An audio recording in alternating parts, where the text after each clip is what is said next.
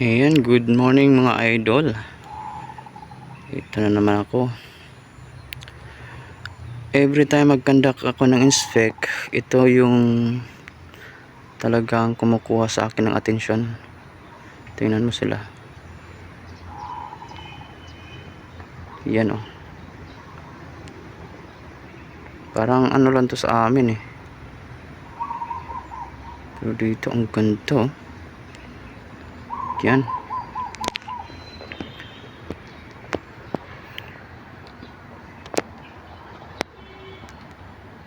Yan siya.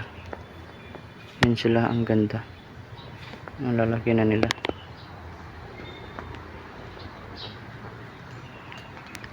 Yan oh. Kita nyo.